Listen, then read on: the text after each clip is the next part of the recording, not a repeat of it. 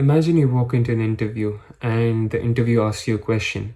He asks you something so niche and something which you're deeply interested in, and you answer it pretty confidently. And he replies completely denying whatever you've said. You sit for a second and you really think about it. You reply to him backing whatever you had in mind, and he outright denies it.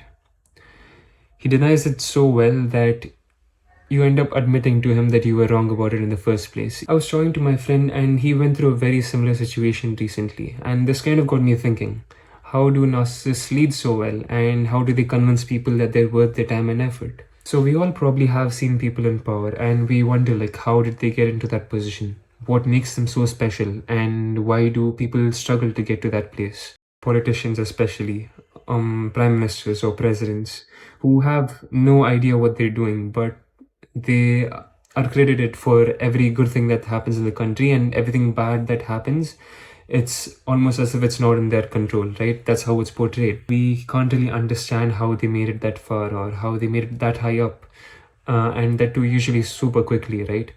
And people who are skilled and people who are just capable of doing the job usually get stuck at the bottom.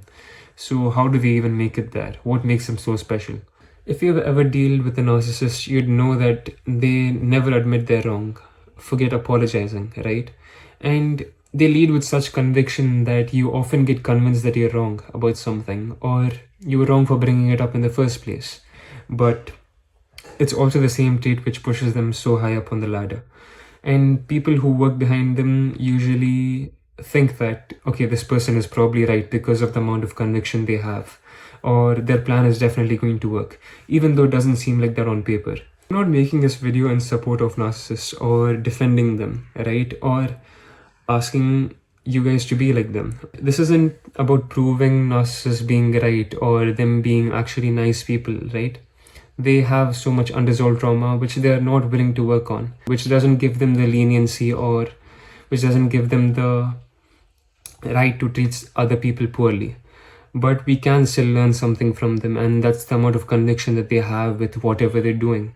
We have literal terrorists and historical leaders who had a completely diluted perception of what's happening, and they completely believe that what they're doing is right. But some of us who have skills, who have, proved experience or an understanding of things, doubt ourselves so often that we get convinced by other people that we're wrong. When we usually think of something, or we think of bringing something up, we have so many ideas or so many thoughts in our head, right? Like, could I be wrong about this? Or how would this sound? Would this be acceptable? Or something like that. Or would this be applicable to this specific situation? But people who are in these positions, they completely lack that. They completely lack the awareness or even thought process of thinking that maybe they're wrong, or maybe someone has a better idea, right? This comes from arrogance, kind of, but it helps them in this specific situation. And these people usually seem super impressive, right? Like they have a skill which they excel at, or at least seem like they do.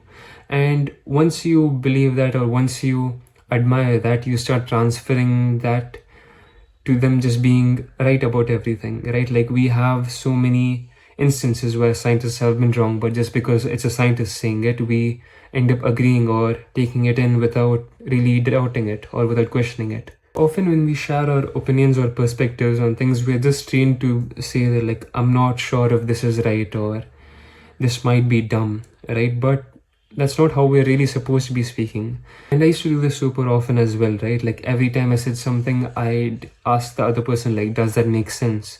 It does make sense, and that's why I told them that. Why do we usually have this habit of asking the other person if what we're saying is even right to hear out? And your ideas or your perspective doesn't get taken seriously if you don't even take it seriously yourself. Even when it comes to jobs or something, people who get promotions are usually the ones who are super confident in themselves or put their progress on the table and expect the other person to acknowledge it. We can take this blueprint of conviction that they have, especially as people who are underconfident or who don't really share our perspectives confidently, right? We can really learned that we should be putting our perspective out there confidently. But unlike them, we should actually be open to being wrong and open to people disagreeing with us. So, yeah, that's pretty much it. I just wanted to talk about how these people reach the positions that they're in and what we can take away from that and what we can implement in our lives without losing a part of ourselves. And yeah, that's pretty much it. Thank you for watching.